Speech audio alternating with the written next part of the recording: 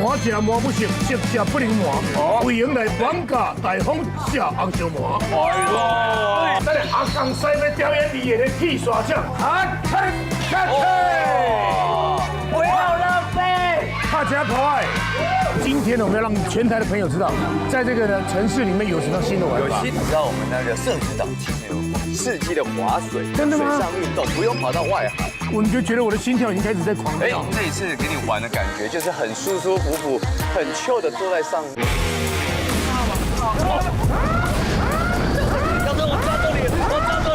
要笑嘛笑不出来，要哭嘛哭无目屎。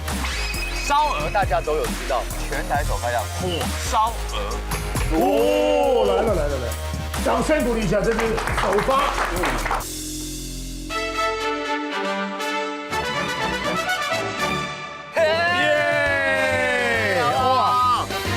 熟悉的剥皮寮做一个小开场啊，这是一个非常老的城区，对，它有多老？大概已经有200多年的时间了。哎呦哇，它有什么样的故事？为什么过去 manga 叫 manga？其实是那个凯达格兰族他们所称 manga， 那时候以前是那种划独木舟的意思。哦，他们的那个话叫做 manga， 然后所以后来就是变 manga。那为什么叫剥皮寮？那剥皮寮它其实有几种说法，一个说法是剥树皮。因为这边就南北货嘛，然后在这边集中，因为出去就是大稻城的，然后在那边剥树皮、剥皮。另外一种就是做这边交易呀，或者卖东西，有时候或多或少会被剥削，拆几层皮。对，我听过。那你有没有地方祈祷？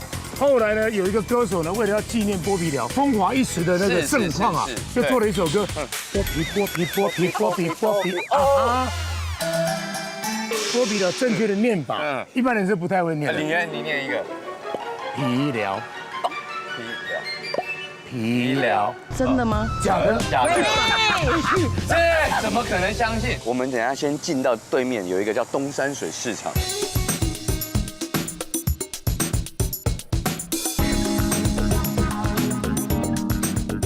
这个就是东山水市场，你有没有进来就觉得说，其实蛮凉爽的。对，而且其实有非常干净，猪肉摊井然有序，都有特别整理过，干干净净，而且历史其实非常悠久。它从日治时代其实就是从一个新富町市场，然后慢慢发展出来。哦，而且呢，他们现在就是一种亲子市场。为什么叫亲子市场？是因为爸爸妈妈们可以帮小朋友预约来这边体验这一日店长，半只250，半只250。你看这个炸物店，蒙甲大丰，来，他们是鱼丸起家，但是后来呢，便是大家都要追你们这个牛蒡。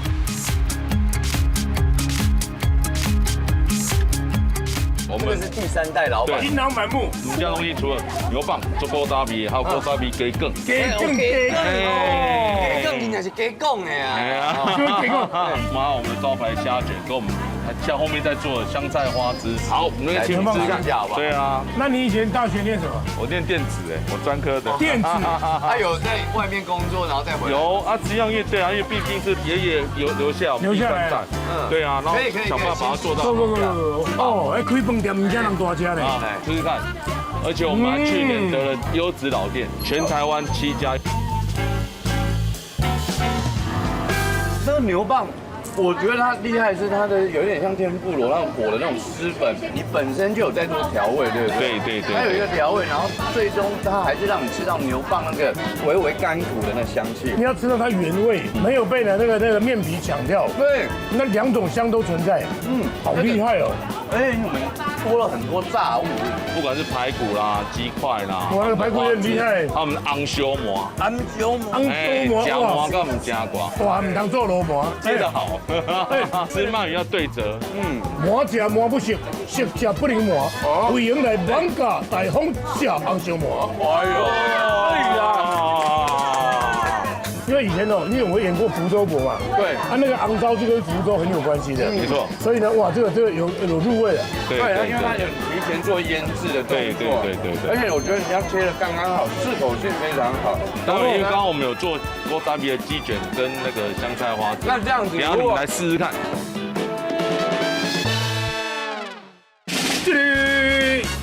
真的，这几代传承真的很不容易啊。你自己接手就多久的时间了？10几年，快20十几年，而且是它的创新当中，是不是还是加入了自己原本3代的感情？没错，原来的味道是我们让它添加说更多，像有地瓜签啊，然后我们加了你看用这后腿肉，后腿肉，然后还有芋头签。那我们第一个要做什么？我们第一个要做的是人家鸡卷啊，里面没有鸡肉，为什么？对，里面没有鸡肉，对，为什么？因为一斤然后甜，没冰箱，可能放1天2天，第3天怎么办？是要把春呢，给加鱼浆更起来，就给更卷过去再炸，炸完之后可以放2、3天。它的给更，它的鸡可能不是代表鸡，是加起来给出来的更。对，其中台语有讲给更，春的更哎，哎呦，我有是有这个意思的。那个郑老板，咱规矩的发明更较大更的，叫做鸡春更，鸡出来春出来，加落去。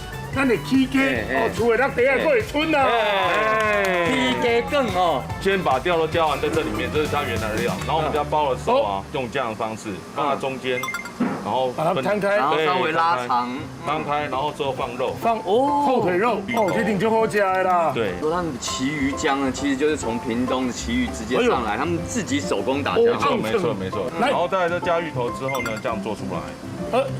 放称，就是你一定要称到4两。我帮你看。好，再来。OK，超过吧？哎，刚刚好。对，超过好。哇，厉害。然后包的时候呢，盖住，压紧。哦。然后这手上的浆就把它磨弄。那我可以粘住。就完成。先来一个姜。突然想起我妈来了，小时候家里就是因为我们在卖猪肉啊，对，有时候就会剩这个剩那个，那就会做烧麦，就会做鸡卷。你有帮忙一起做？当然，你这样一卷下去，等一下眼泪就可能流出来。对，然后放肉，对，肉，然后再放芋头，要放芋头才香。哎，等一下，我还没量哎，一定超过了。不会啦，刚刚好，好不好？4两，刚刚好，你看一下，不错，全能估价王，完全盖过去，然后再压紧，往里面挤，压紧之后口啊抹一下，然后卷过去，就完成。哦，不错哦。今天最接近4两的人，真的吗？多吃1卷。好，顺哥盲抓哦盲抓4两哦。怎么特别黏啊？鱼浆一定要黏才是代表新鲜，对不对？没错，台湾真材实料。对，如果不黏，那表示它浆已经放很久。肉片，后腿肉，其实我们刚刚这样一卷4两鸡卷，算很扎实。没错，金本金了敲出来哦，真正我跟你讲，今日绝对呢，无属种猪哦。一条才35元。这个肉不要压，都会炸不熟。会炸不熟。你可以把它摊开。来情况怎么样？结果是，我给你一个要加还要减，给你一次机会。刚刚好。哎呦，确定？有自信。4两。好厉害哦！果然是曾经做鸡卷的男人。我们要盖住它，不然你看好不好？卷紧一点，压紧，要扎实。我光这样做我就觉得口水直流哎。好，超好吃。等一下它再破掉，所以我们不要把它弄紧。好 ，OK， 好，好厉害哦。这个是新招的，对，这叫香菜花枝。那这个包就很不一样哦。它的花枝有多少啊？对，才可以做出来这样颗粒，这样变成这样。对。然后加了洋葱跟那个红萝卜。这是你研发的吗？对，我们后来改变的。是。你有看他的手势有没有？然后就要做成，我最怕这个手势了。如果食指小一点出来就小，食指多一点就大。试试看，不错啊，不错，对，哦，这样，不错，越修越小颗。然后一般如果我们做丸子啊，就是把它这样切起来，就成一个丸子。但是那个三角形很难捏起来。没错，实际上重点在于怎么包三角形。示范一下。来，包的时候呢，我们先随便折一边，切三角形，切三角形，然后转过来，再压过来，好像卷甜筒的感觉。对，然后这时候再把它折回去。好。Do my best。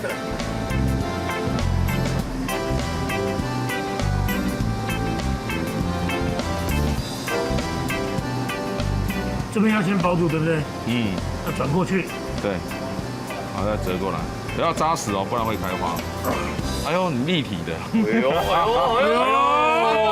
好哦。好厉害，加高，加高，我开始也玩上瘾了。哎，不错哦。哎，其实我也捏的蛮好，你这边甜筒，哎，是不是这样子？是不是？这张皮不够长。然后我们都是会这样因为他们是手工的，对，他们连豆皮都是自己手工做的。对，我对他们家的那个手工豆皮是非常非常推崇，咬下去是真的感觉脆弹可破。哎，你们算是很不喜欢睡觉的哦。他们的研发部24小时。我们刚抠了，小孩比较辛苦，凌晨3点就开始。因为现在还有一些半自动能够帮忙。对，一直做到晚上7点。哦，然后过年要通宵3天。哇！所以以前过年都很怕。最期待就是过了那个元宵那一刻。没错，我们过年只休初1、初2。到初2眼泪开始掉，不是回娘家，是因为明天要开始工作。哇，不错。哎呦，对，至少有个样子。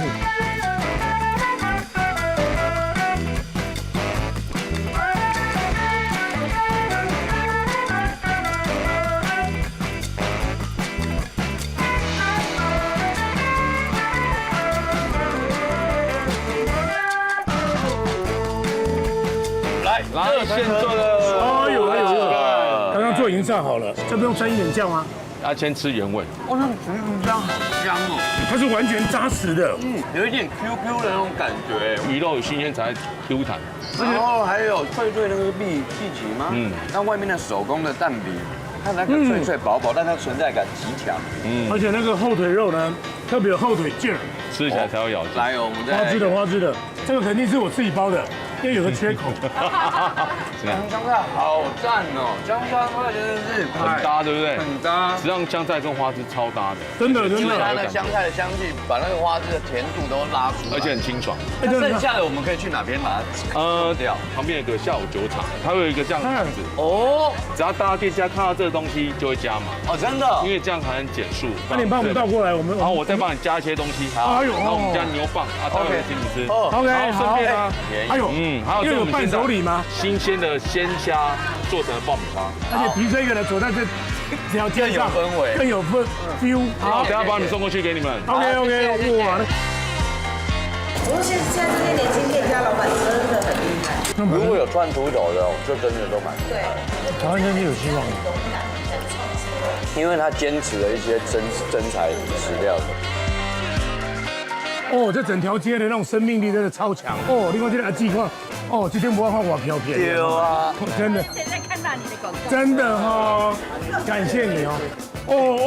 小郑，你有发现他们的水饺有点不太一样？颜色好多哦。这叫特别的，什么水饺？这是鲜尾鱼红曲面皮水饺。而且你们的水饺好多种，你刚刚有鲜尾鱼，还有干贝的是菠菜皮，是，然后还有红萝卜皮的。对。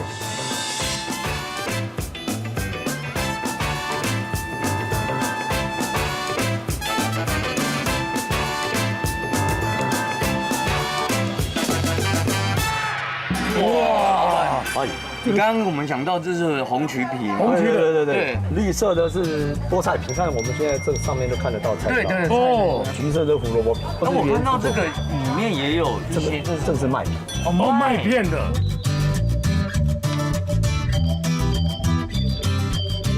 两位应该都是高手。哎，还好，吃高手了，做的一般般，一般般。来，那我先包大家。这个就是鲜尾鱼的，都是鲜尾鱼的。为什么会有这个食材？是我岳父以前在做生意，把旁边取下的碎肉再利用。也是弄会。我要先来包底。因为每一家的包法不一样。我讲。哦，你看它的秋肉。对。这样大概是还好。然后咱水沾点水，哦，才能粘得起来。这样子。那我前后这样捏。这样子，然后把它然后放这边嘛，你看那个，多巧的一双手，哎呦，再挤进来一点，往下挤，哇，就可以立起来了。那就是看它元宝哎，因为呢，既然要做水饺，对，就要跟别人不一样，是，所以它的颜色呢，也展现它的五行，代表我们人体的五行健康的象征。对，所以五行做什么代志都要五行。对。虾仁那个就虾仁我们里面就是一整尾，这个是你有发过那个美脆脆。美脆脆。我们料不能太少，对，加入8次，因为就是要包像家里包的那个。真的。外公啊，弄的假皮我讲了啊。静静哎，哦，挤下去。哎呦，又一个元宝出现了。干贝吗？有，干贝算是高单价的。对啊。你在家里干开啦。而且你的干贝很大颗。有啊，因为我这干贝是用大干贝，然后我们再泡过水，把水沥干，再全米酒下去蒸。哎呦，最后把干贝的汤汁倒入馅料里面，那个就是一个善循环呐。它那个海味再出来啊，3个颜色。哇，哎，这样就好漂亮哦。真的。对。这个没干，扣冰。那里差不多哦，这个是韭黄吗？有啊，我有个布点，但你那包好包，再有点点水，包的快要紧。然后哦，捏高一点，那个嘴对嘴，嘴对嘴，哎，拉起来，把旁边捏紧。有练过哦。他开了多少店呐？都倒掉。失败为成功之母。我现在认识的他老母，接下来他小孩就跑出来了。哎，有行哦。哎，像不像3分样啊？我有看到一个阿美族的公主，立马看差不多，没事啊，你讲啦，对不对？我在捏了一阵子了，等下你换你。因为我包你才贵。干贝1两哈，大那个菜嘞，大那个菜了，胃边啊，胃中，哦，然后好起来。那你个看卖嘞，那个手机也举起，唔知倒一个布要来报道的。不要紧，你做你看吼，先看免钱，买爱钱吼。见证奇迹的时刻哈。招过来个哎，哦，我这朋友姓陈叫陈hoàn，煮啊是。你包一定好食。水啦，你看哦。那个包起来，咱来互咱观众朋友有信心。菠菜干贝来交关一下哦，好， 1粒200。好，哎呦哦，你敢若看伊哦，行情足好，拢排迄落。哦，哎呦，我不能现在倒都跟短呢。哎，看完了，好像还行哦，像不像3分样哈？有。哎呦，漂亮嘞！哎，不快哦。对，成功。安老板，你继续拍片，阮来去遐拍片。爆我的。好，交给你，你养化滚没？好，来。撒，这个就对啊。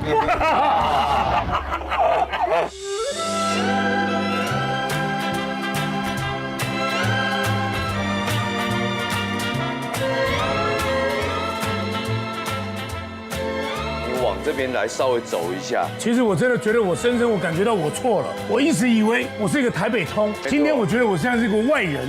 你好好跟大家道歉一下。对啊，把我打个屁股。对。干什么东西？好不好？我知道我错了。这个是现在新富町。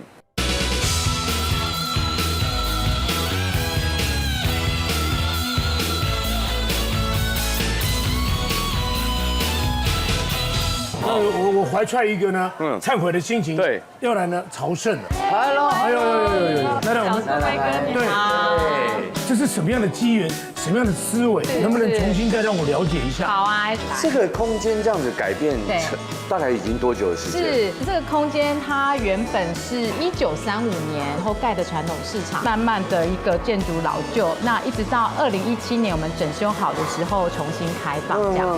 我现在看到那边有一个老旧的门，那是原件前的原对，件。以前那个地方是一个杂货店，其实我们有一个袖珍屋模型，把当时的这个区块，然后店面的情形，有把它就复刻出来。很多老的摊商回来看到这个模型，都非常的感动。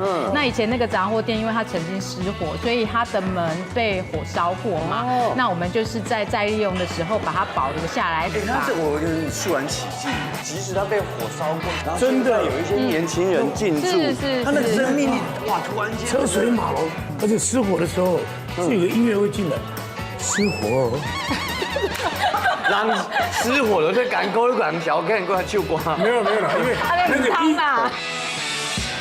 后来在空间经营上面，真的很希望年轻人可以进到传统市场里面，所以后来就是开了一间白天就可以开始喝酒的一个居酒屋了。希望大家可以走到市场里面去买市场的熟食，然后但是一定要买他们的就是饮料，然后酒精在这里喝这样子。你有没有看到上面？你只要拍手有没有？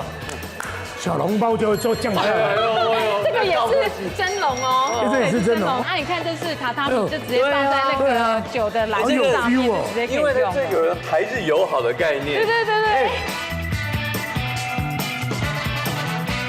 那旁边有一个算是日本的宿舍，对，它就是当时这个园区，它因为是一个公有市场嘛，所以它有一个空间，就是给这个公有市场的管理员他的办公室跟他的宿舍。哦，我们在里面拍一个拍写，就是2个人站在那边就堵住整条路，摩肩接踵那种热闹的氛围。我相信年节的时候它更有味道。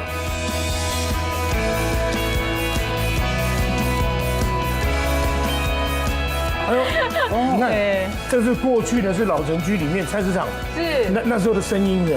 对，其实进来我们其实也透过很多的一些文献、影像的方式，让大家知道以前传统市场运作方式是这样。来，我带你们看一下，你知道这是什么吗？这是保险柜啊。哎，好聪明哦！不是，它长得就像保险柜。您才10几岁而已吗？对，我怎么可以知道呢？我怎么突然间就知道了？对啊，以前他们收摊位费的租金跟一些档案其实都会放在里面。这个是原件。对，你知道我们当时拿到的时候锁是坏掉的，所以我们真的就是找了一个师傅可以开这个锁慢慢听的。对，就是你看打开里面有什么？有什么？还有金条？还是什么都没有。好，那我们来带到我们这里的完美的打卡景点。这个设计好特别对，它哦。就是一个马蹄形。它的作用是怎样？你看我们的整个墙面的四周啊，对，都是有窗户的。因为以前市场就没有冷气设备嘛，所以它就透过这些窗户，还有中央的天井，去达到它的这样通风采光的一个用意。天井很超前的一个想法。是。来，你猜猜看，这个空间是做什么？看那个管线就知道了。这还要考我，因为我是轮机科的。真的吗？你讲。那应该是跟冷冻有点关系的。是哈。再猜，接近了。然后你看，它应该有跟水的一定有关，冰的啦。市场里面，对，就是这些食物最需要的是什么？你想一下，小顺，我已经有个答案了。冰块。那冰块呢？对，制冰室啦，是一个制冰室。可是有这个技术，那时候也算非常超前吧？它完全是人力制冰。这个制冰室，它是在当时1935年，是一位日本人叫户田藤吉，他接手之后，就是最后是转交给这个爱家姨阿嬷的员工，还在用。到去年都还有在制造冰块的，对，鸡肉摊啊、鱼摊啊，对，这些生鲜都还是会跟阿嬷叫。所以他在2023年还在营业。对。所以阿嬷从那个小门进出这样。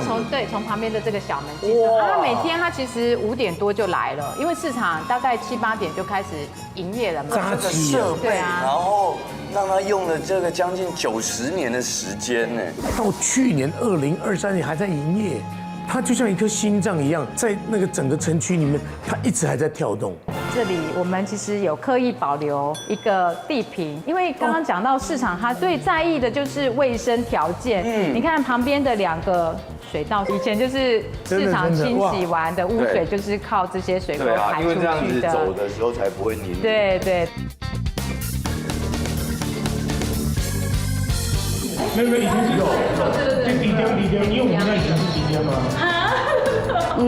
对，因为会有苍蝇，这个是比较高级的底雕，是可以，它是有拉门的，所以它这边是有轨道的，那边有轨道。哪里有轨道？但是它已经都封起来了。对。像那种瓦球啊？没有，以前我们家是用固定的，因为他们是固定的空间可以用。对。真的有轨道，真的啊，就有串门的呀。而且是纱窗，今天解了我们一个之谜耶。然后它4片门，2片在里面，2片在外面，所以它是双轨道的。但这里都是为了卫生。有的有玻璃，有的是纱窗。我看看里面，我好久也没有看到更完整的摊。对啊，看到上面是玻璃啊。对啊。哇，是不是整个回忆都回来了？我刚看到那种6片门，哇。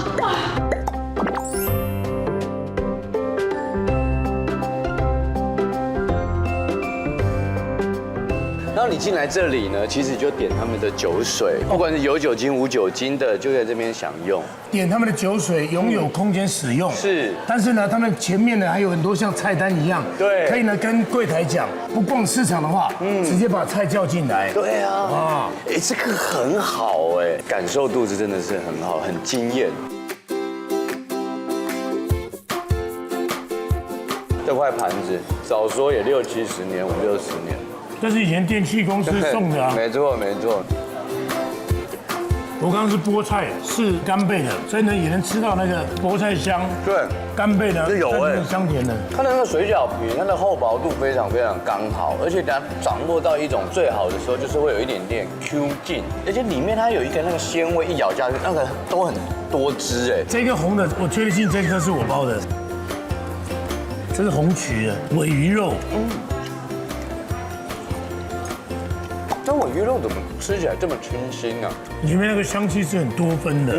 而且要在这种老城区哈，得到这些老顾客们的喜欢。回头客不容易，因为他们你不好讲，还怕钱。你知道很多国家现在都已经进入叫做连锁店的概念，所以那是中央厨房概念。对，就不会有这种个人特色。对，真的要手捏。像阿伟那时候，后来疫情那时候也有做，他的手也都是手捏。他们说他们真的也试过想办法的机器，我懂。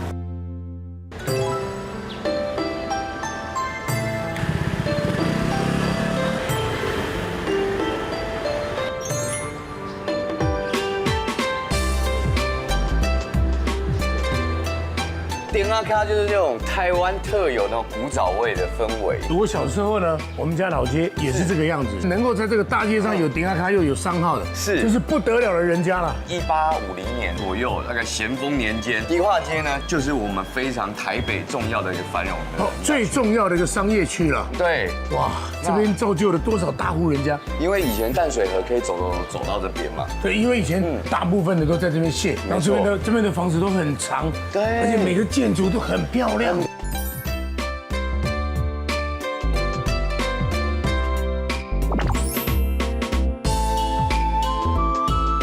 我今天就要带你去吃一个肉纸，它算是第一个发明者。该不会就是这一家？这一间，走，看。创始人今天也在。哦，真的吗？哎，是。哎，老板好，老板你好，创始人。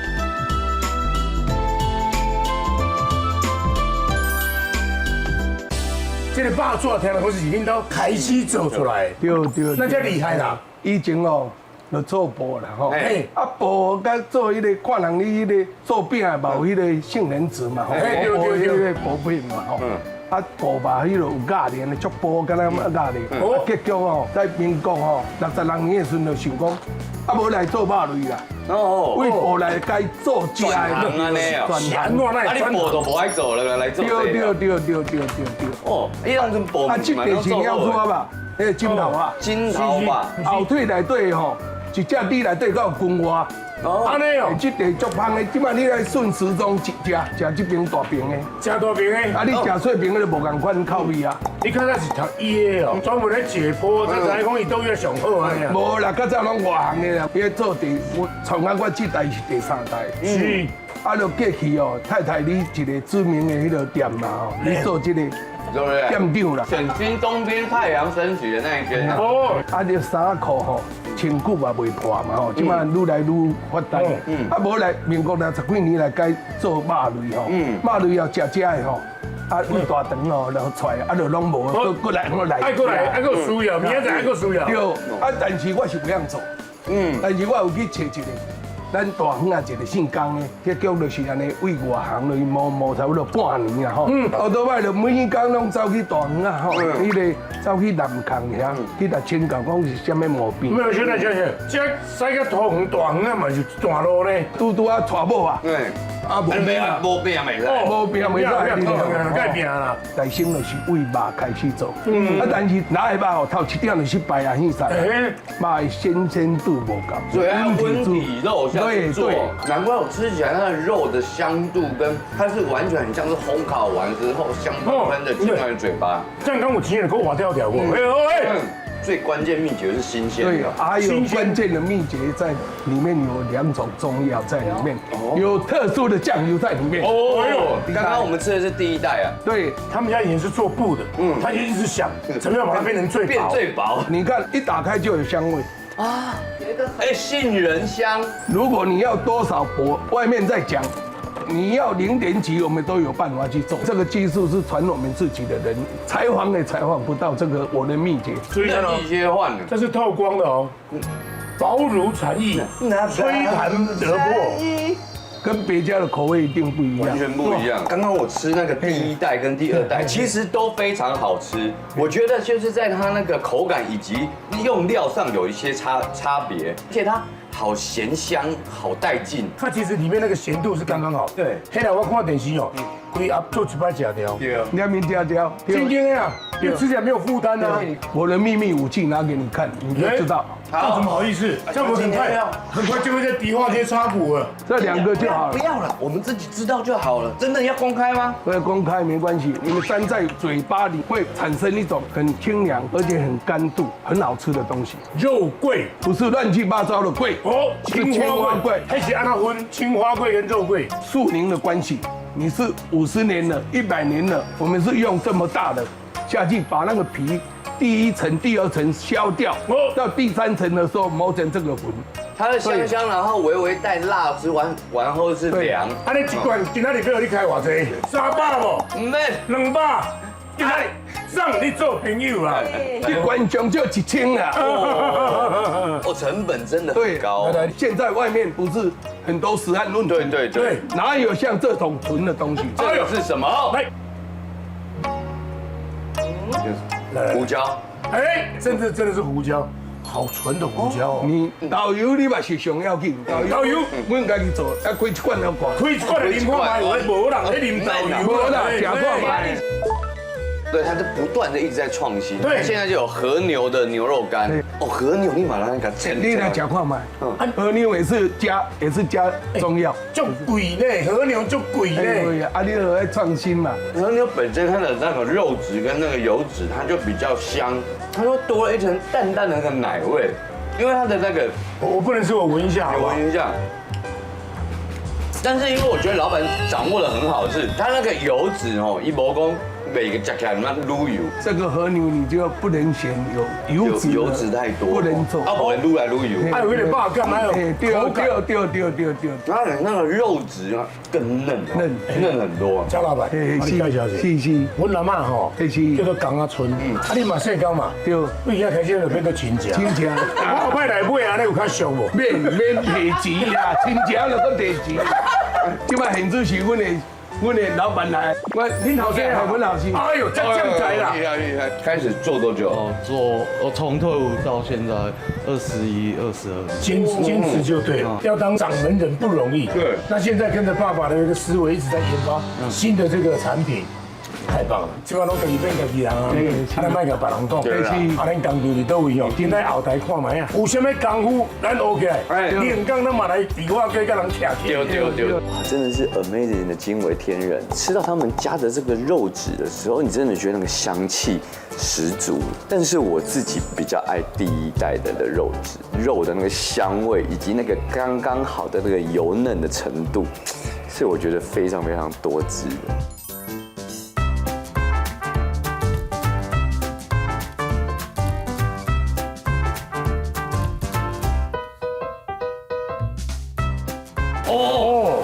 这个场面，你看了，这个咱算现金哦，一塔哎，算好势。这才是20-30秒过去之后，他就赶快要打开了。对，那个姐姐各司其职啊。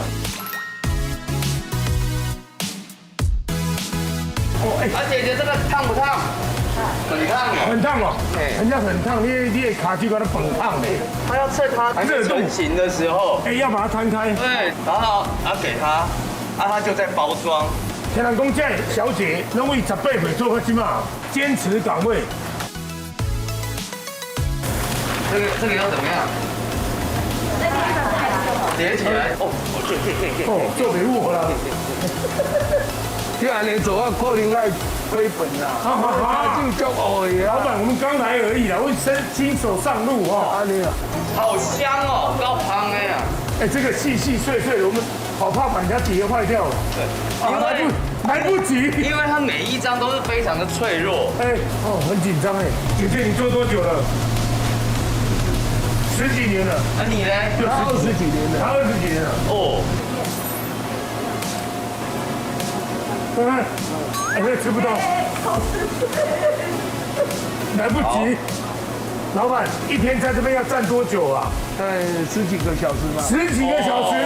那如果是年节到的时候，年节加班，人很多3班制啊，3班制，因为他这边有3台机器，后面有2台，总共5台全部要全开，5台30个人同时。哇塞，很紧张，武力要全开。我们来后面这个。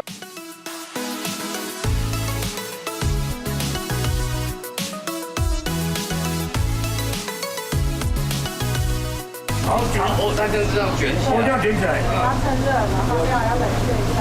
冷却一下再放进去。老板，这是怎么想出来的？对啊。这个小孩子比较喜欢吃蛋卷嘛，把它多加一个杏仁籽嘛。是。冷却。那你在导扣吗？更猛要压紧的。对，你没有。那没有关系啊，我做了，待会我带回去好了。没有关系。那我也多做几个。好，来，加油，威哥，加油，威哥，加油。它很烫吗？不太会。是你要趁热卷。要趁热紧，不然它就越来越紧。这个还慢工出细活，这个还不标准，你安尼吼，口感也无同款，你更撸完口感如何加？你看我们剪的，你看看，这2根是我的，不一样。我已经尽力了。对，后恁做哦，碳无加啦，那对碳无加啦。这个要把握时间，更撸完如何加啦？愈杂精，食到愈煞脆。你若松松的，越来越好了。那个不要去拿了。破掉了。我看吼，咱赶紧离开这，唔通我耽误咱的流程时间。这个我们都把它没收了。各位亲爱的朋友，咱今仔日来台北地法会，咱的阿公师要准备表演伊的剃刷匠，花有外位的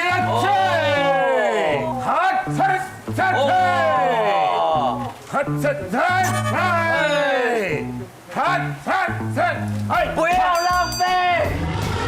拍车破哎，肉纸变肉糊哈，3秒钟秒你了解我有多脆哈。而且，这个刚出炉的好香哦，因为它有带有热的那种香气。这个帮我包起来，等下带回去。对，孩子配稀饭哈，不影响，完全。包饭丸更较好食。包饭丸，炒面菜顶悬，炒饭菜下顶悬，无共款去味哇！下次我们自己带一包，然后叫那个饭团帮我包里面。对。这里的 NG。来，等我买。先吃我那种喇叭状的。你看你看卖一支要起来，你看，无标准的哦。无标准的嘛，真好吃。没关系啊，因为它加了那个蛋卷嘛，它那里面蛋香跟肉香。对，而且他们的脆中是2个人是一起的。这好厉害哦。我以后都只吃这个，我盖龙脚这样。你看减一下会。抽烟有害健康。口感无同啦。对啊，刚刚咬你那种松松的，刚请下来可怜去。人这咧杂就我好吃的啦，是不是？好像有呢。那这个是2个人就完全粘在一起。对，那2个完全是分不开啊。不一样。好吃。这配茶哈，蛮就赞的。秘鲁不干赞。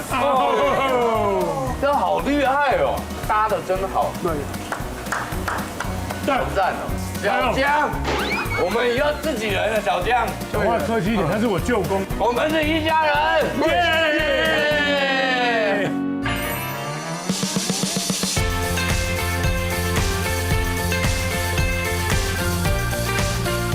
我等一下要带你去看博物馆。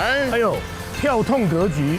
我们要带你去看的是原住民的博物馆。所以你还记得我们上次的那个顺义好朋友，美丽的老板娘，其实他们在这边已经有30年的时间了，这么用心哦。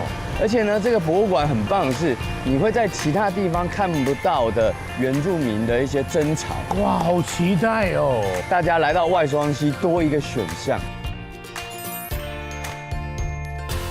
你好，哥，你们好。介绍一下。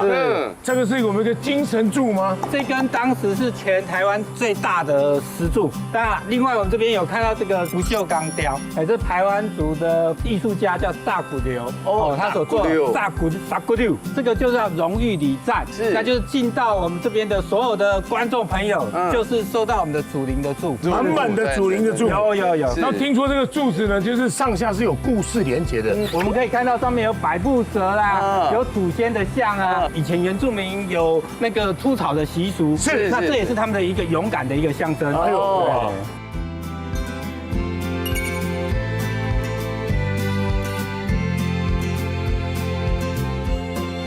这是原住民族的台湾地理图，对，上面有很多的图案啊，都是我们原住民传统的动物啊，是有熊、白鹿，有秀眼画眉，然后后面有茄冬树，那你看上面有百步蛇等等，还有云豹，对，这都是跟我们原住民有关的一些图腾。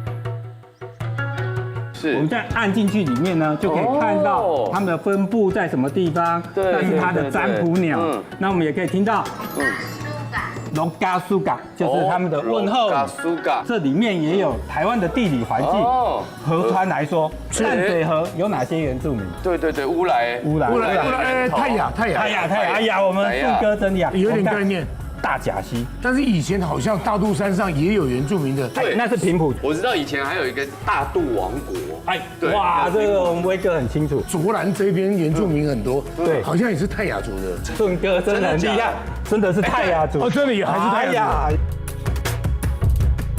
玉山嘛，玉山这有哪些原住民？布农的比较有关系。哇，布农族的拉鲁啊，对，这个馆其实也是我们顺义企业的以前的董事长是林清富先生，他把他所有的收藏捐给这个博物馆。是，那我们也是台湾第一家私人的博物馆。是，对，这些东西就是董事长要送给全台湾人的。可以，做了一个演。我们现在看到这个就是房子达悟族地下屋，对。虽然呢他们是盖在地下，但是他们有一点坡度，是当时就有了下水道系统。对，他用石头去堆叠出来，对，水会往山下排掉。对，为什么他做地下屋？主要是台风东边过。没错，风很大。每次如果是正常的房子，可能睡觉睡一半，这个屋顶就不见了，也可以按下去，可以看到多少人在这边生活，对生活的情形。兰屿会捕一种鱼叫飞鱼，他们现在还有传统的那种拼板舟。这个又有另外一个故事，他们山里面的每一棵树就很早就被做了记号，就是这个家族发现了这棵树，将来就是要做那个最大的，爸爸就要做这个记号。对，是好像就是你如果是成年，你就要必须想办法打造一艘自己的船，这是他的生财工具。那个是我们排湾族的贵族家里面才会有财富的象征，有不同的等级跟位阶，就价格不一样。来，我们现在来看男人真命谱的部分。阿美族就是我们传说中的母系社会，是。所以我们从日治时期的这张照片哦，你可以看到他们家屋里面女生在做什么？抽烟，玩小孩。那男生呢？就是编织，而且男生穿的就是青菜哈。对。那女生还有蛮正式的，讲究。家里的财产都是女生的，因为我们也是有点偏母系社会。来，让我们来看这边，这个我们要离远一点哈。这个就是我们传说中哈原住民使用过的哦。对，这不是打猎的刀，佩戴的武器。对，就是武器，是作战武器。可是它上面就有很多漂亮的雕刻的纹路，不同族群有不同的大小，所以跟身形有关系。是。威哥跟顺哥知道这个是什么工具？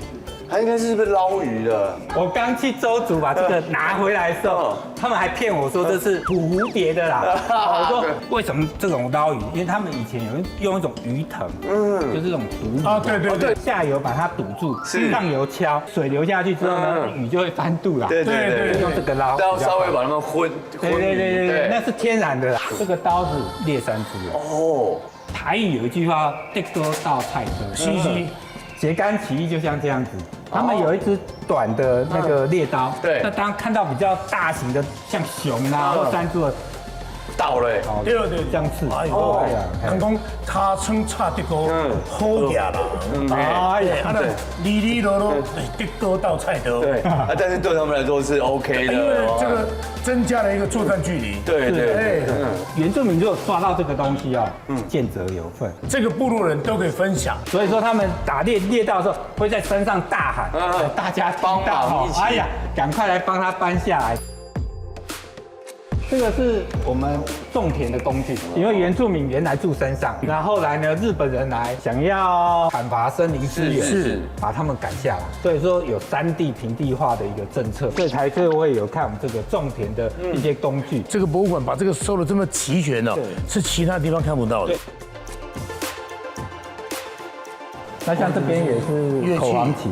对，所以你就会看到这个，这个就是我们达悟族的家的中柱，那这中柱就是主人才可以住在这个地方。大板根那树，对，大叶山呐。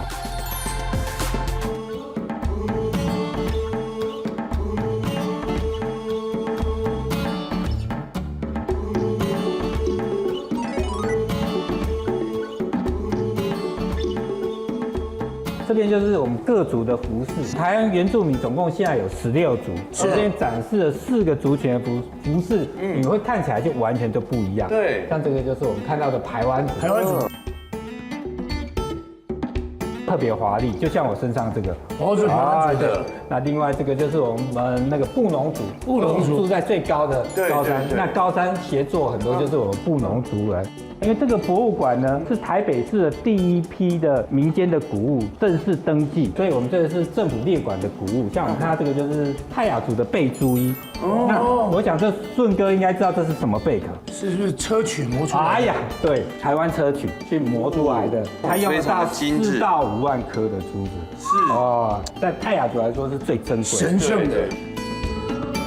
这件也是台北市的市定古物。我们说台湾族有3样传家宝：古陶壶、青铜刀跟琉璃。对，不是一般的平民家庭，是一定是的，这是贵族家庭。它有讲究。对，每一颗珠子有代表它的不同的意义。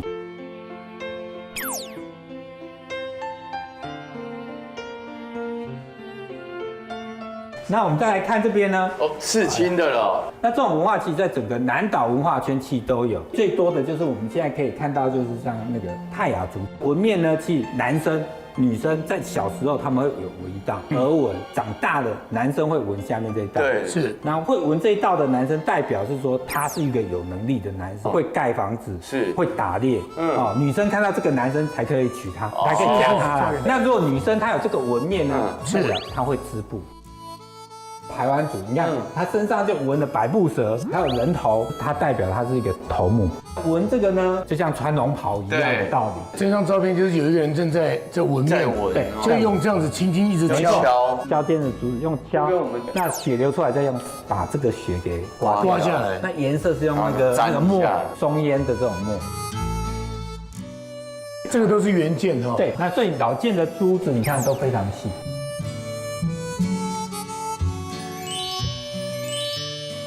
这个大概是全台湾博物馆首次运用这种3D 扫描之后所出来的一个成果。原住民很会刺绣，对，尤其像排湾族啊、卢凯族啊，还有平埔族，我们这边可以透过触摸，你就可以了解这个布的纹理的。这种刺绣其实也是一种文化的技艺传承。就是说原住民这个衣服可以破掉，可是这绣片会一直流传下去。哦。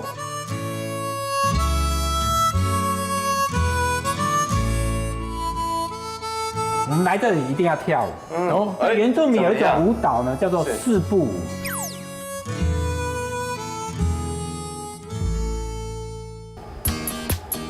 好，左脚。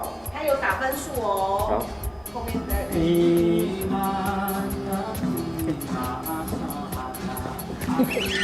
怎么了？顺哥的脚打结了啦。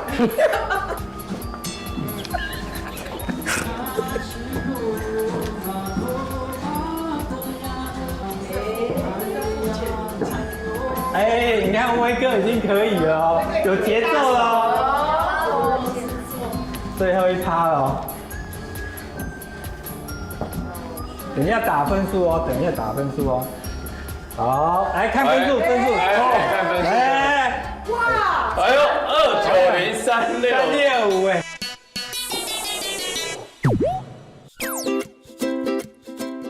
那像我们现在看到这边呢，其实就是在讲我们原住民族的祭典，不是每一个族群都叫丰年祭，是南语的达悟族飞鱼祭，赛德克族有祖灵祭，周族有战祭。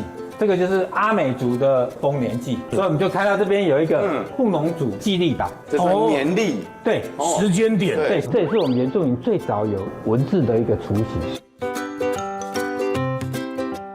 那另外像我们刚刚看到这就是屯铃，像原住民有时候很喜欢唱歌 A 麦到天亮，他们这个呢也是一个晚上的一个祭典，就真的一个 A 麦可以到天亮，真的，他们然后你弹错了，你唱错，不是这个扣的，你就要喝，对，可以问沈文成啊，对，哇。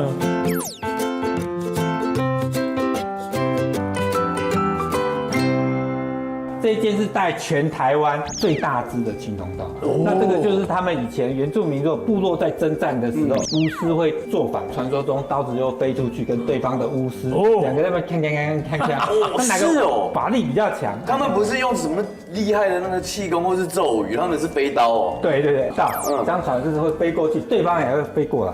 哇，这种感觉能看到《西游记》有没有？对啊，这两个武器在空中叮，所以要打战之前。这个要看哪一方面的巫师的法力比较强，就是巫师先行啊。对，有，还有这边互动，这就是心理战。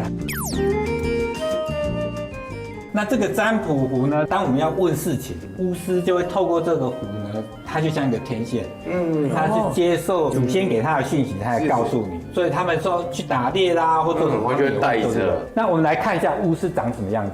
那巫师呢，其实不只是占卜。生病没有医生，就是找巫师。对，巫师器也还是会开一些草药给他们。可是他这种治疗就有点像心灵的治疗。我也是20几年前在台东的一个部落，然后也是一个巫师，他说拿2只芒草而已，用唱诵的，那2只芒草就在我面前这样子，他边唱我就边晕，我也不知道那个力量是从哪里来。第一个当然不是盲目的迷信，但再者如果呢有这个文化的传承，去感受那个力量。那我们现在看这个占卜工具箱也是台北市的市定古物。巫师背在屁股后面，跟着他出门的。对，那这把器有青铜刀，有种子，有树叶，有骨头。那里面最特别的是那个黑色的珠子。我们曾经做过田野调查，就去问了这巫师，说这个珠子怎么来？他说他有一天他成屋的时候，这珠子就会出现。哦。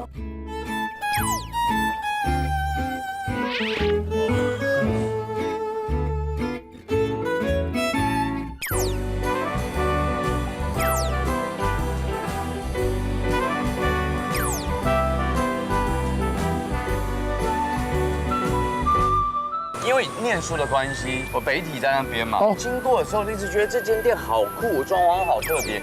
因为这个老板娘呢，肯定是小时候在乡下长大，对，自己有自己家的3合院，而且老板娘呢，她喜欢种东西。你看，真的有樱桃哎，吃吃看啊，吃吃看。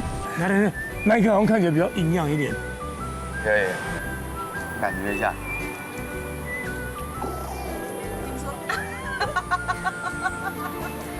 哎呦！哦，还好我一口都没有咬，好好的。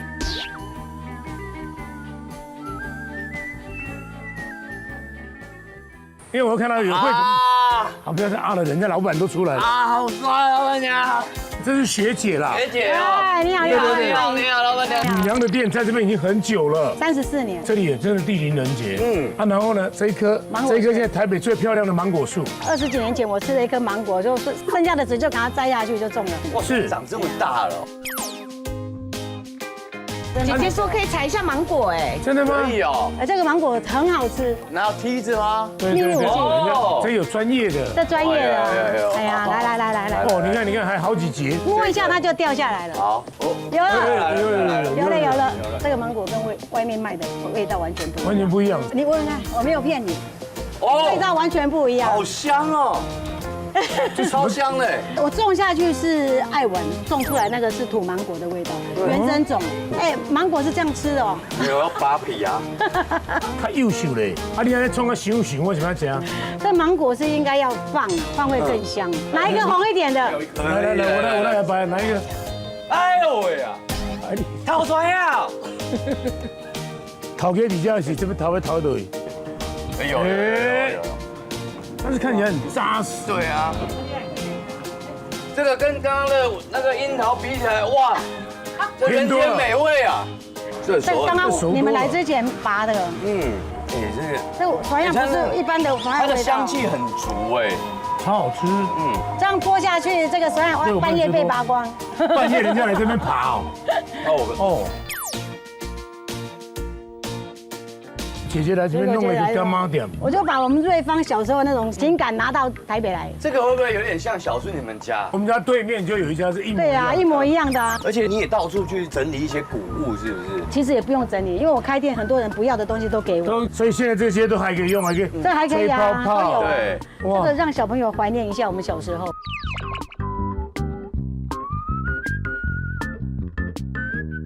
一进来就可以看到好多古物哦，琳琅满目。在那些老街里面，就是这种成色，而且那个色调用了红灯，有一点略黄这样子，昏暗的。那有一张照片，是不是？对，有一张古董。一张古董，20几年前。这个也太糊了吧！因为呢，当时好像是 SARS 的宣传影片，而且是福州博哎，那时候。我跟你讲，好丢命啊！你30年嘛这样呢，30年后嘛就这样呢，真正无跟你讲呢。无简单，拢无变。无简单，拢无变，你嘛无变，愈变愈挑年。而且现在还反而比较少女。哇！光闻这个气味，就真的是不一样的台菜感呢。传统中的传统啊。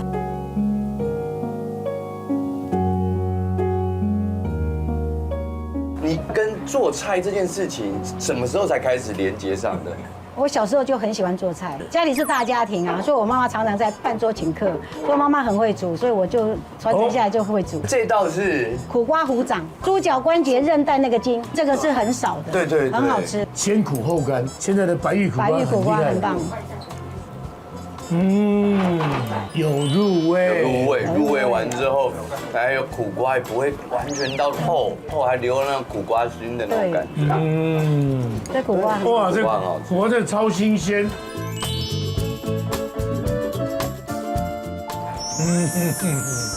怎么会是要笑出来呢？哇，好透哦！它脚筋旁边有带肉，很 Q， 很嫩。这个外面。没有，看一下。我觉得那块太小块，我就帮你挑大一点的。谢谢。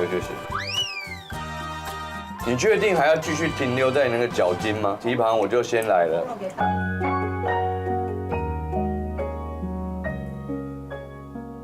这我们是台式的红麻。哎，它多嫩。对啊，这个其实很乖了，一点障碍都没有。对呀，如入无人之境啊。这个真的是入口即化。我的功我被减肥啊！今天吃完再减，明天永远是减肥最好的时间。对，哎，这真的是吞口水。来，咱真卡人别讲骗。而且这个还留那么多汤汁，就是要让你这样子哦。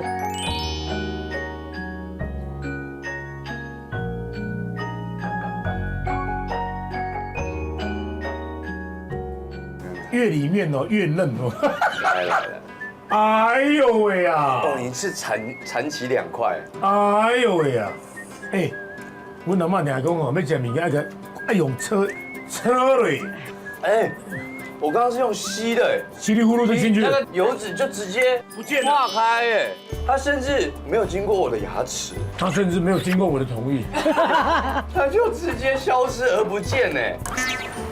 你吸一口，你真的是一个，哎，我有吃吗？我有吃到东西吗？你就只留下香气。白油的部分它就是慢慢的溶掉，但是呢，猪皮的部分卤汁的香就停在那个油面上。对，这个是温体猪的味道。啊，里面的是 bacon， 这是温体的。哦，好好吃哦，这忍不住的啦。那你们自己的下一代有出来接吗？目前还没有哎。他们还在餐饮业很累呢，没有假日哎，年轻人听到没有假日都跑了。他们会不会做菜？会啊，做菜，哎，那会啊，大家都喜欢。可是慢慢来，慢慢接啦。最主要是舍不得退休，每天来很开心啊。而且跟客人这样子讲，而且有时候看到这种老朋友，对，聊起一些家乡的往事。这边呢已经吃了30几年，你说有些朋友，他是从0岁到现在30几岁都在这里吃的。我们现在都已经第2代都来了。那很像我家了。小顺吃了第4块地方。这个套鱼现在很少，这个是我们那个龟侯的渔港，它是整只船都包回来的，你在市场买不到这种尺寸。两个天幕然后包皮啊，那个包皮准的。我想特别强调的是它这个蒜蓉厉害哦，先炸过再炒香，会有一种类似我们像干拉腌过的那种蒜蓉的香。哇，就是这种降底的，真的是我们那边的人才知道干拉的那个千庄，哎呀，对啊，台北人不会吃。炒完的那一个蒜蓉真的好香，很香啊。然后第3块马上它一直回弹，你会不会一直试到后面摄影组没有东西吃？我们下次再来，我们分上下集好不好？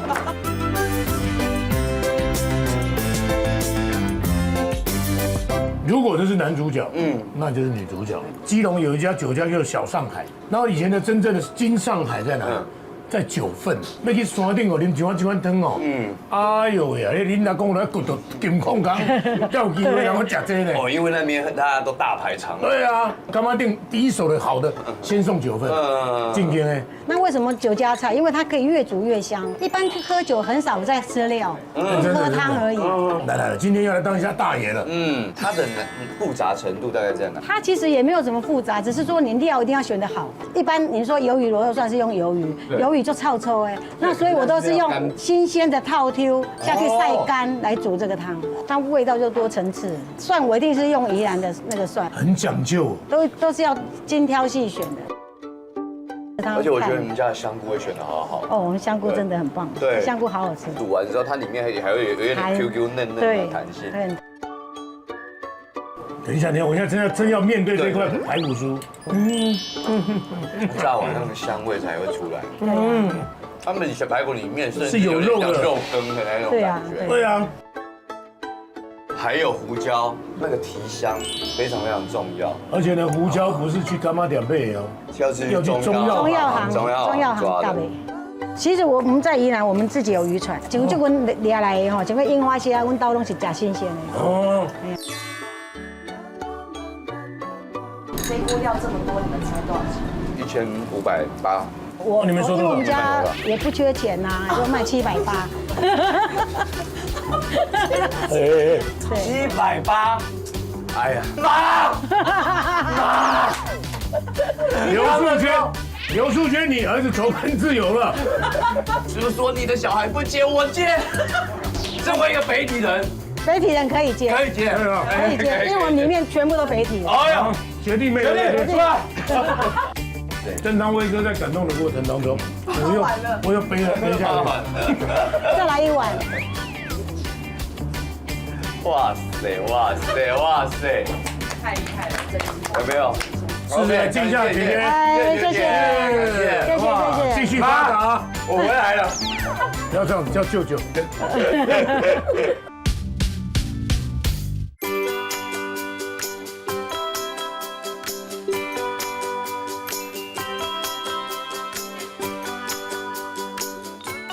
小珍，兴不兴奋啊？哇，听起来很厉害呢。在这边有一个国际级训练划水的地方啊。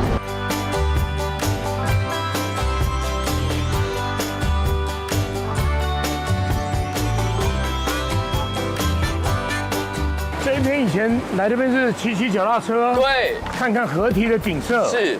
现在是有完全不一样的内容。有一群年轻人呢，在这边创造一个新天地，它可以让大家来这边消暑。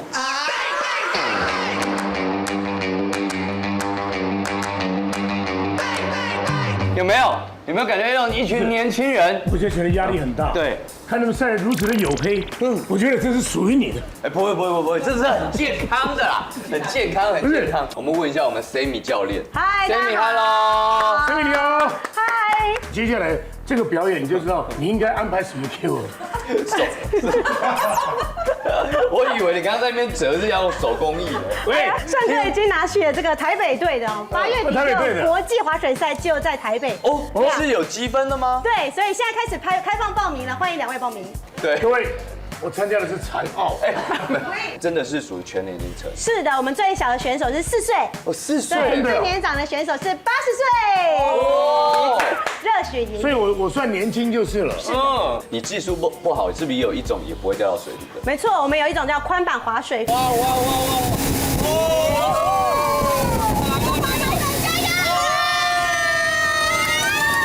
我可不可以在岸上唱浪，对不对？白浪滔滔，我不怕。其实真的很怕。这边还有那种，还有一种休闲娱乐的沙发冲浪。要笑嘛笑不出来，要哭嘛哭不把塞。哎，你看 Sammy 这么有精神，说话也很精神的。对啊，因为我们国际赛是在台北，我们的河道里面，看我家面前有小河，后面有山坡。厉害，那是观音山嘛哦。对，大屯山、观音山在那边。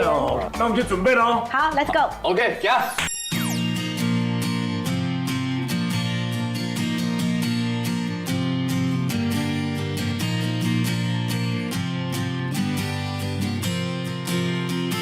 好，小盛，整装了，是不是？这个风景，然后天气刚刚好，都非常舒服。是。好，放轻松，放轻松。现在是在社子大桥，这个是焚化炉，对不对？啊，对。现在在的位置就是2024台北国际滑水公开赛的赛场上面。哇，所以我们也算是国际级的人物。对，没错。我们现在要先玩的是沙发冲浪。好，我有特别为自己准备了一个很 special 的座位。哦，来，各位观众。那个不爱坐，这你是体专的对不对？对对，我也是的体专的，我是体雄专科学校，就搞 TA 啊。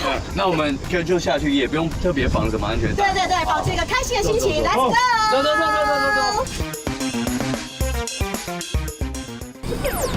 这个位置蛮不错，好，来吧，我慢慢蠕动，对，慢慢蠕动。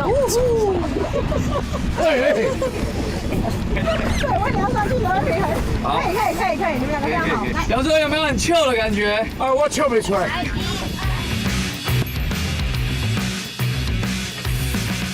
明华船长，请前进。耶 ，Go！ 这台船的马力大概多少？450匹马力。现在紧紧的跟着。现在把你们放出去了。对，是这样子吗？放长线。对。好，明华，请全速前进。哦，很好，有救，可以有浪的。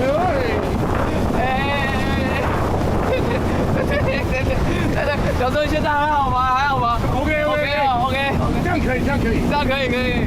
你就当做是坐车的感觉嘛。我真的不知道台北可以这样玩嘞。对啊。可以，有 OK 的，跟冲浪一样哎。对啊，那个感受度很好，哇！小周你放轻松，我会夹住你的，我眼睛都快闭起来了啊！不要怕，OK，要转弯，感受一下，哇塞，有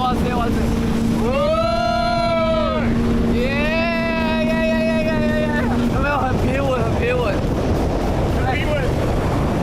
很好玩，很好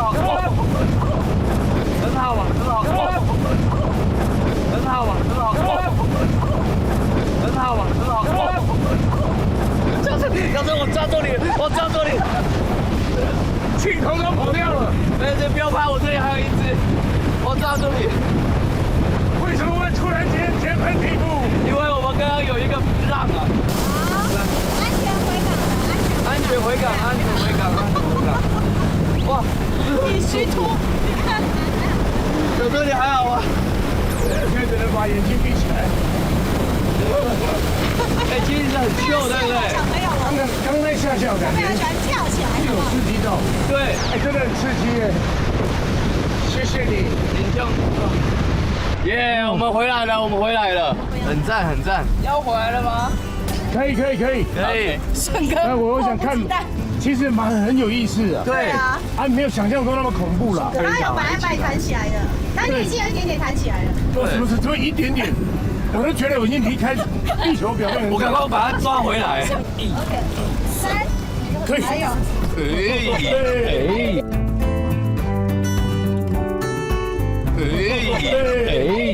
小心！我刚刚看到你脸都歪了，我快要吓坏了。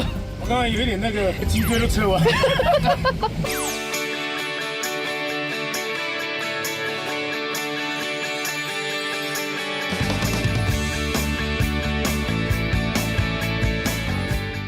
来了！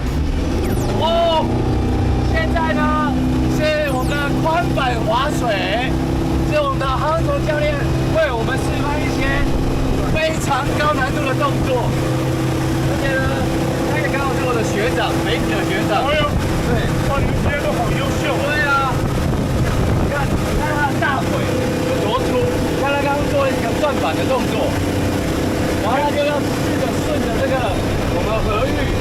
我们的那个水流，然后去改变他的动作。那他刚刚有做了一个背后换手，这个你都会哦，这个你都可以吗？当然啊，我最喜欢的就是你都会啊，真的很会。对啊，对。这个其实呢，一般来说，初学者似乎其实站起来跟着他拉就已经不容易了。哇塞，厉害！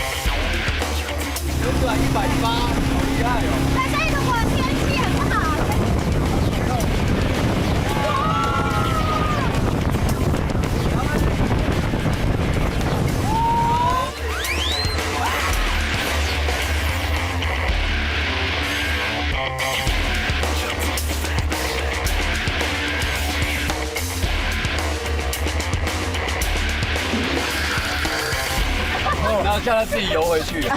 喂。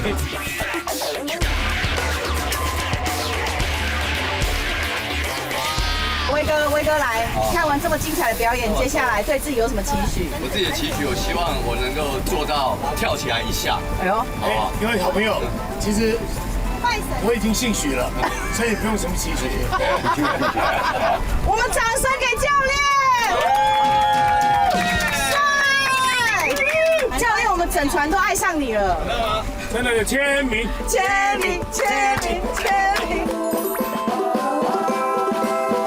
宋哥刚刚这么近距离看教练表演怎么样？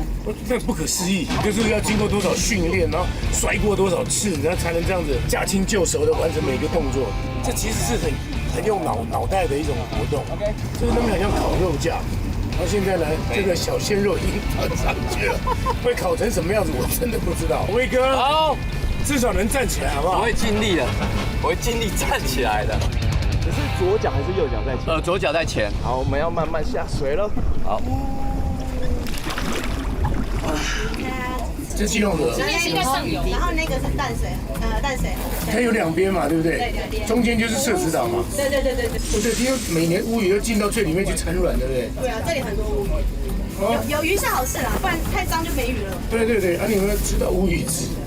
很不一样的，但常常它会跳起来。我上次有个教练，他跳起来，他会给他打2巴掌。真的？是人被鸟打了，被个鱼。他反应超快的，外国人来这边比都觉得好神奇哦。是在台北市？对，在城市。我平常都去威哥加油啊！好，这是第一次尝试这种比较有难度的。一次成功。还有。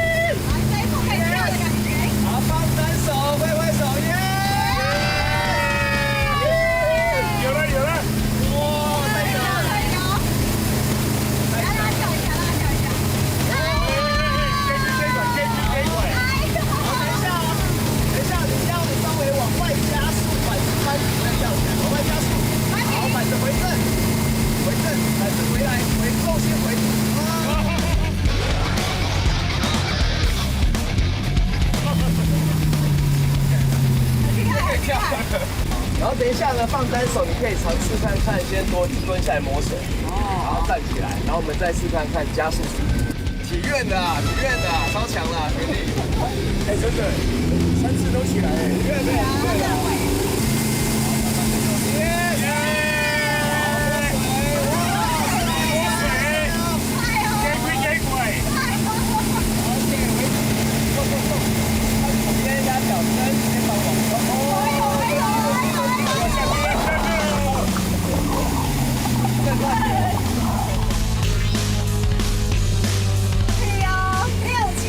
不是，我觉得威哥在那边飞，他身高好像也飞。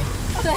因为我身体莫名的就因为2个人可能有量子纠缠，就那个肌肉紧绷啊放松啊落水。对，威哥好强哦！帅，来掌声鼓励一下。好险 ，OK， 谢谢学长。 3次都成功，真的，台北滑水队，加油！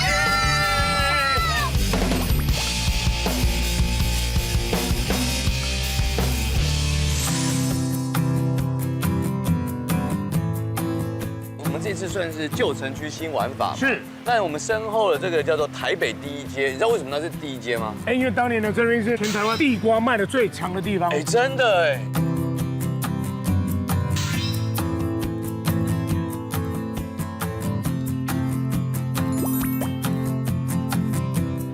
Hello，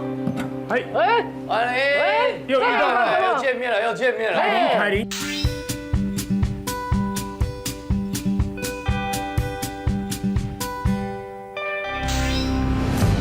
你看，其实做这个凉粉真的算不容易耶。真的，你曾经在这边有挫败过的？挫败、难过，对我的综艺生涯感到彷徨。他们家是从面粉哦，那米得哦。 就开始炒，哎，魔给我靠，就是坚持用古法，对，地瓜的这个凉粉，自己一个一个慢慢做，然后自己切。你看它非常的 Q， 这个给我们吃吗？当然啦。好，只是看的。我跟你说，你看他们家的真的很 Q， 很好吃。那时候一吃的时候，我也觉得惊为天人。哇，而且其实跟我们想象中不太一样，不错对不对？嗯，很有 feel。这我小时候吃过，但我好像很久没有吃到。这是一种坚持的味道。对。 因为它的那个香气比较截然不同的，你单吃那个凉粉，好像里面没有什么味道。对，但是呢，这个米德呢，再裹上去，好像生命就这样迸发出来。它其实就是从蕨饼改良一样的制成，但是原料不同。而且因为它是 Q 中带一点嫩，那他就自己几年前就开始回来帮忙。我在14年前在路边站了7年，那7年前才进来这间店面。 他为什么会租这个间店？是因为那时候这里很风凉，但是曾经我听这边的长辈说，这里以前台北市的第一条街啊，对不对？华繁华的，帮加一下华华景的，对吧？对啊。啊，我就说那我们就繁华再现，一个不可能，所以我就先拿自己当白老鼠。现在有没有感觉就稍微有点开花结果了？中间这一段以前是没什么人在走，但至少好几家的老店都已经盖起呀。而且我佩服凯琳的，他是用他这一碗爸爸的手艺传承，然后坚持古法，就用这一碗跟大家交朋友。75块哦，我用这个很便宜耶。因为那时候我光炒那个米得哈，我就会晕倒。没有，我记得你们光切凉粉都切好几个小时。哇，因为煮很大锅，然后我们还有印象中还要去义卖还是什么，你这样可以切让小顺切看看吗？因为他其实我有点担心顺哥等一下。 你不用烦恼，我是属于那一种切不下去我就会离开的人。凯琳帮我们转后背后好不好？好，侧面。还有哇，切到这个，这是富贵包还是脊椎侧弯的？都有哎，这个是算，因为我一直在用同一块肌肉，过度使用某一些地方。但是我们在讲这么严肃的前提，我能不能提一个要求？怎么说？再给我加一点米德了。他们家米德很好吃哦。 我给你有心力啦，各位亲爱的我们的笑脸粉，大家哦，烧酒烧出啊，楼顶烧楼骹，安娘烧啊北，哦，故意啊摕一个只排队，看咱凯琳唱歌，啊不是啦，我麦克要推出来，哦麦克要扬起来，老城区的一个新生命哦，是，你看他18岁已经变这样了，把自己操成这样，安尼你个真正拢安尼无感动到。对不对？还是要来感受一下。好，我们来看看你们没有受苦甘愿啊。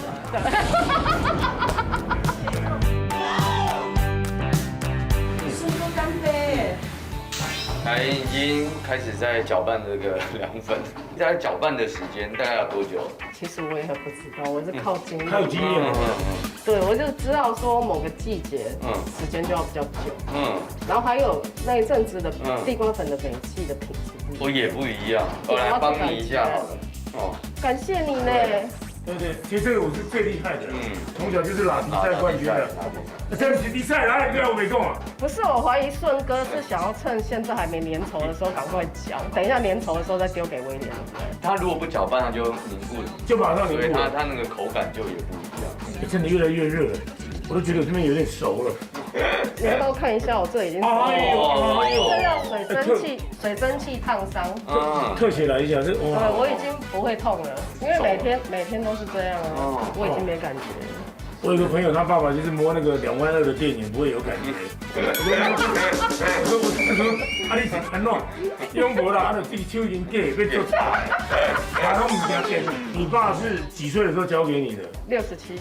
你爸做到67岁。对啊，因为他手已经做坏了，医生说啊，你若讲硬要走，你后摆连人口拢袂起来，他吓到，三步退休。我拢无见过，自己还拍谁？他的那个受伤程度这么严重？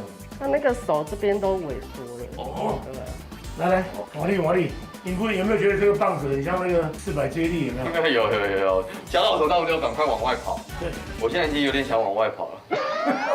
好像有一个步骤是要敲，是把它敲下来，还是？对，因为我就是透过敲的方式让它不要粘锅，因为温刀的米粉是摩擦以为，而且用的是细的粉，所以它吃起来，我们刚刚吃起来是干爽，有没有？非常绵密。对，凉粉它没有冰的时候，它是没有任何 Q 度的啊，所以你有知影无掺化学的物件。对啊。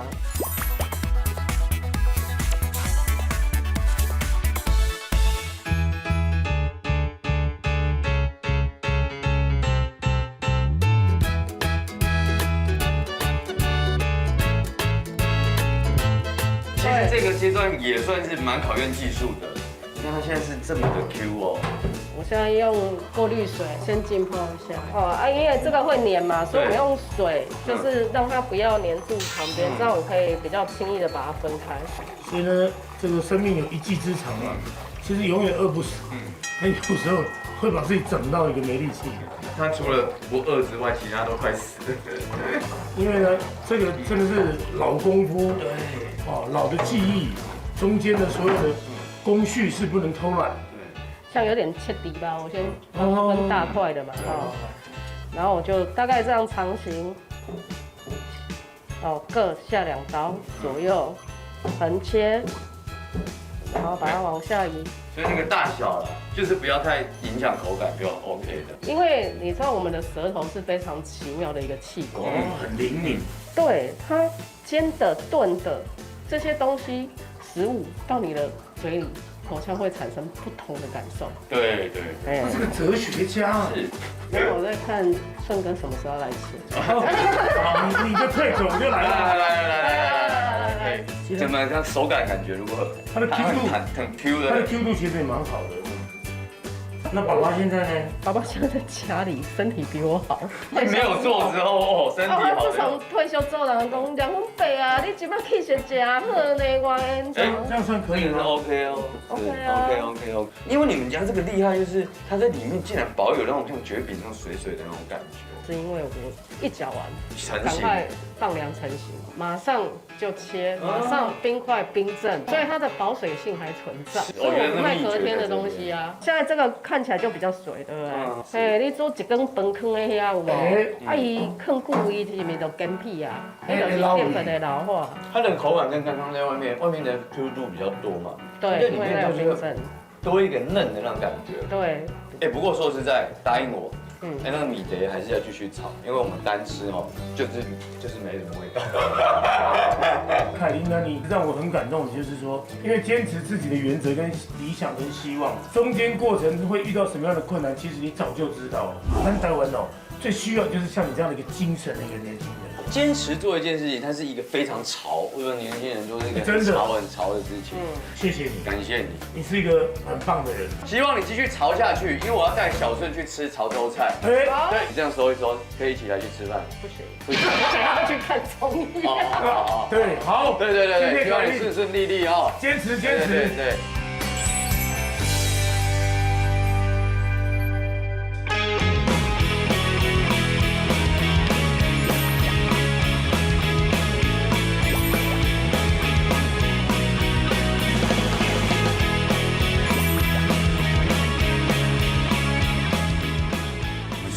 何等的幸福，算是要首开箱我们的火烧鹅。非常欢迎，就是2位就是来到我们潮品集。那我们先欢迎一下我们的何主厨。哇，何主厨好。好，我们的主厨其实就是人称白毛师傅，他当初呢扛着那20锅的老卤水来到台湾，一生悬命就是在我们潮品集里面。对，哇，那个坚持跟着你们饭店，然后36年的时间。没错，而且这个时候我们要很虔诚的稍微站起来一下。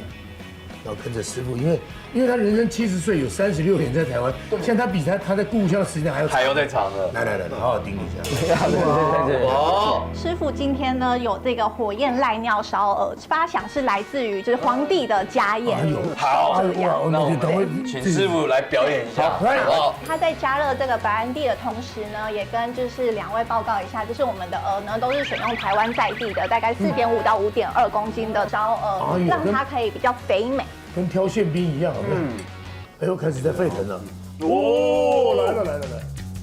哦，掌声鼓励一下，这是首发。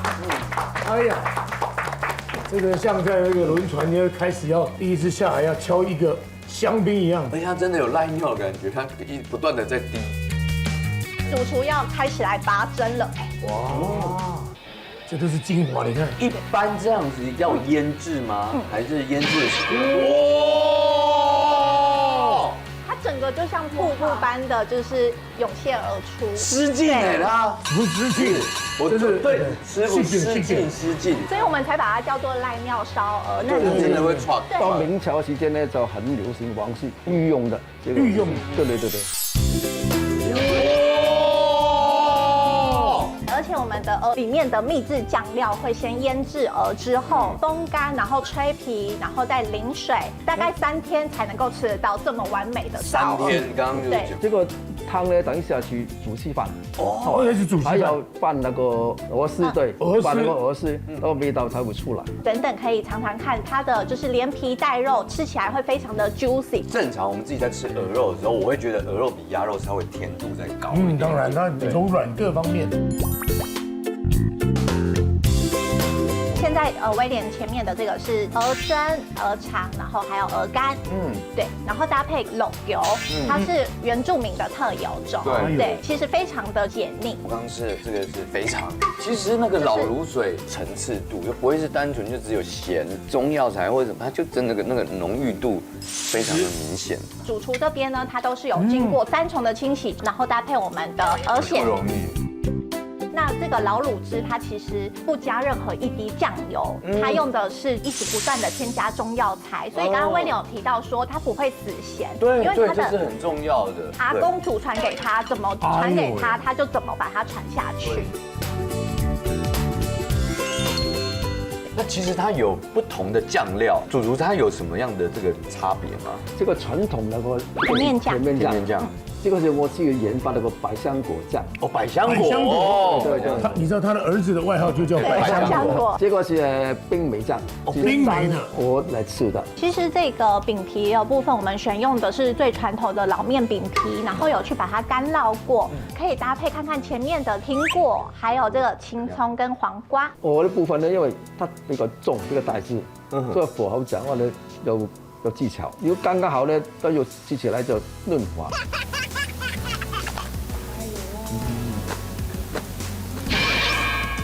有收到吗？鹅的那个皮，第一口咬下去的时候，它感觉还带了一点点白兰地，类似像酒那样的那种香气。对，有。还有鹅的肉的嫩度哦，有多汁感。我觉得好吃已经是不足以形容。对。今天的所有的品尝，面皮真的很好吃，真的很好吃。它吃起来有一点厚度，但是那个 Q 劲跟在你嘴巴所散发的那个香味，它就是不在话下。其实威廉说的非常好，因为我们老面的部分市面上不客气，有，我刚刚一直吞口水这样。我已经忍不住要吃第二遍。我已经第二遍，我刚刚是用的是百香果的酱料。再用台湾的那种百香果，它的甜度又刚刚好，加一点酸，对，有点酸。我这一次要来做一个尝试，左边是传统，右边来点百香果，哎呦，的概念。我的层次要来，我故意就不吃，因为等待会有一种美感跟神秘。注意看哦，是需要等一下。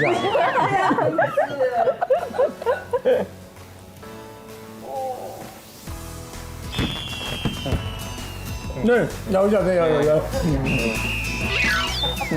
你看到前面那2条腿，你是不是想吃腿？对，我要吃鹅腿了。哎呦，我滴油的，哦。你知道那个香气一直弄出来，我们很痛苦吗？很诱人。我觉得来了。哇，那个柔软，那个 juicy， 是嘛？一个完美的鹅腿就应该要长这样子。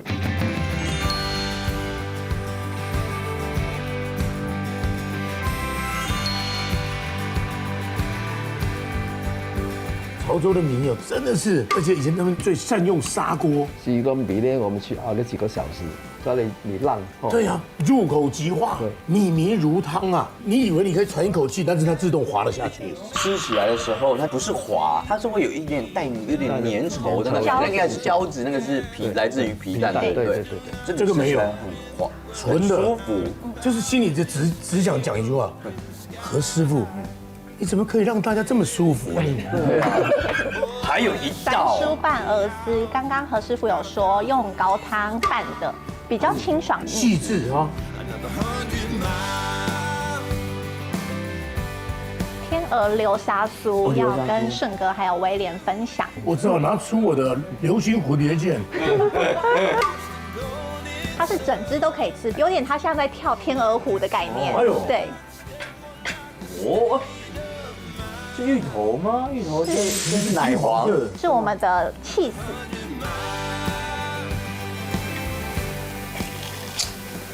在用芋泥跟起司的时候，感觉好像就不会，它变成是很对，它有平衡那个油腻的部分，但是油炸的部分，师傅也把温度控得非常好，所以它其实是3位一体的概念。其实他们咸跟甜，也调制得很好，对，真的太柔润了，师傅。而且你这36年来，在此尽心尽力，然后坚持本位，一本初衷的那种能量。谢谢。都贼雷的，都贼雷。喜欢我们驰骋都市传说乡间的旅行风格吗？那你现在要做的是按上订阅，加上小铃铛，快点！